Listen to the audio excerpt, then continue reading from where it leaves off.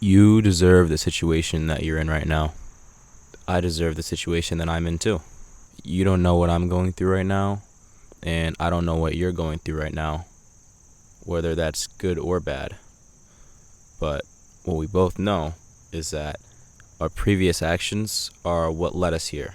And it doesn't matter if those actions were influenced by other people, outside forces, or not. We still did those things, and they got us to where we are today. If I didn't leave the house to come to this park, then I wouldn't be here, obviously. That it's common sense. But it's common sense when I say it like that. But a lot of people nowadays don't really understand this concept. Most people nowadays lack accountability. And I think that's one of the biggest problems that people don't know they have. Everything that we've done in the past is responsible for the way our lives are right now. And everything that we do today is responsible for what our lives are like in the future. Every action that you take is planting a seed for the future. And a lot of us plant seeds that are just awful for our future. And this happens to us consciously and subconsciously. Think of all the bad habits that you might have or somebody else might have. A smoker, for example, knows that his health is going to worsen every time he lights up, but he still does it anyways. He knows that it's a bad thing in the long run, and it's going to affect his health down the line with every single cigarette that he smokes, but he still does it anyways. He's not feeling the effects of it right now, so it's not urgent yet. It might not even affect you right now, or maybe even 10, 20 years down the line.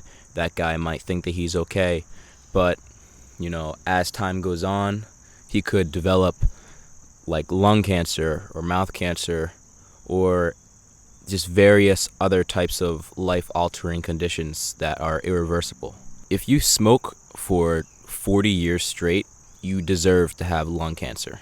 It's not that I wish that on him or anybody else. I don't wish for bad things to happen to anybody. I say that because people have the choice to not smoke for half of their life or more and compromise their health for short-term pleasure, but they do it anyways, knowing that it's going to have lasting effects. Smoking was the action, and cancer was, unfortunately, the consequence of that action. There are always consequences for your actions, no matter how big or small or far in between that they are. I'm over here holding this gigantic blue microphone because I don't got a lavalier. But this is the one that I have on my desk, and it's massive, but gotta do what you gotta do. So I was just talking for probably 20 minutes, and it just stopped recording for some reason for that entire time. So, restarting. So, now with all that being said, I'm not saying that if bad things happen to you, it's always your fault. I know that there are a lot of things in life that just can't be avoided, and they can be very painful. What I am trying to say is that most of the outcomes in your life can be controlled by a little bit of accountability. I myself have dealt with this problem a lot, and I'm still working on it. I've told myself many times that I'll regret doing something, and the other side of my brain tells me that I should do it. It's okay. It's just this once. It's not gonna hurt. All that stuff. It's just like when you're staying up late at night on a TV or on your phone or something, and you know that you're going to be tired in the morning, but you still do it anyways. Taking from your future self because it doesn't affect you right now. It wasn't until I took accountability for my bad habits and I saw them as an issue for me in the future that I started to find a solution. So I have a great example of this. I was having a problem getting into the gym and getting consistent. I had been going to the gym for about 2 years, but I hadn't really made any progress. And that was because of just inconsistency and just lack of discipline altogether. There were times that I would go weeks to a month without going to the gym at all. And I had 2 memberships. There was no excuse to not go to the gym. When I was consistently going to the gym, it was usually once a week, sometimes 3 if I was really me pushing it, trying to get to the gym 3 days a week, which is that's why I didn't really make much progress. On top of that, my sleep was horrible, I was watching anime all night, and my diet was trash. I was definitely not eating and sleeping like an athlete.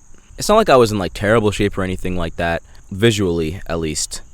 But I just knew that 6 months from now, 3 months from now, 3 weeks from now, I would look at myself in the mirror and I would just hate myself, which is not good, but I just knew that I would regret not making any progress. I would regret going a whole nother month in the gym without seeing any progress. And I had 2 memberships. Like, what was I doing? I wanted to be like some of the guys online who share their progression videos in the gym. They're like, a lot of people are just like popping off with their videos, just showing their progress. You can build like a community of just showing people what they've done, and just show others that they can do it too. It was something that I really wanted to do, but I just couldn't because I didn't have the progress. But not even just that, I just wanted to be confident in myself, and I wanted to just be healthy. But I just kept on messing it up with inconsistency and junk food. I wanted to be in shape just desperately, but I didn't deserve it. I didn't deserve to be in shape at all. I deserved to be out of shape. Maybe not by other people's standards, but to me, I was out of shape. I didn't deserve to be in shape because I didn't make myself deserve to be in shape. I wanted to share my gym progress and build a personal brand around it, but I wasn't committed to the gym at all. And after I made the realization, I used that frustration at myself, and I used it as motivation to get myself into the gym. And from that, I made a commitment to get into the gym every other day without waver. And from there, I instantly just started to go about my health in a completely new way. I pretty much just changed my entire lifestyle at this point. I'm eating way cleaner, I'm getting way better sleep, and I'm proud to say that I have not missed a gym session in about 2 months. I'm making really good gains in the gym, and my physique is getting noticeably better each week.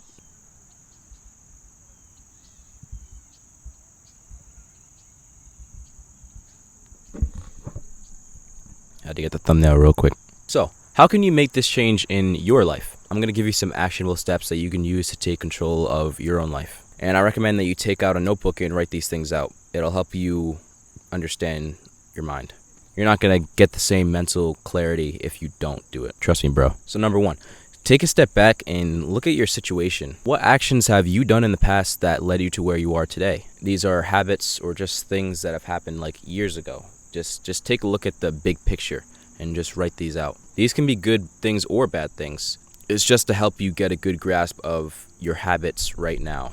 Number 2 is to blame yourself. This is definitely the hardest part because your brain is already kind of hardwired to outsource all of your issues to outside forces, and that's why we all lack accountability nowadays. It's making you believe that you aren't in control, but by blaming yourself, you are in control. Even though it sucks, it feels bad to blame yourself for these things, but at least you're in control. At least you know it was your fault and not something that you can't control. This is when you're taking accountability. So now that you've taken a look at what you don't like, number 3 is taking a look at what you want. What do you want for yourself in the future? This is going to be your goals. So I'm sure you probably already have some in mind. And number 4 is associate that goal with something bigger and more meaningful. Because if you say that you want a 6-pack, there's really no substance behind that, and it's just kind of there. There's no deeper meaning for it.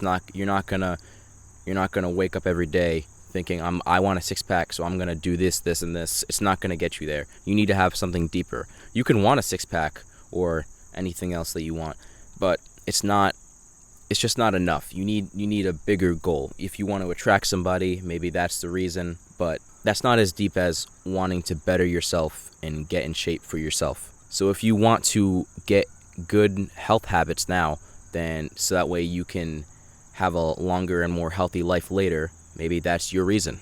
That's a pretty good reason. Number 5, ask yourself, how do I deserve that outcome or goal instead of my current one? So what actions can you take now that'll get you to where you want to be versus where you are now? What have you been doing in the past, and what do you need to do in the future to get to where you want? Obviously, these things have to be different than what you're doing now. After you find out what you need to do, you move on to number 6.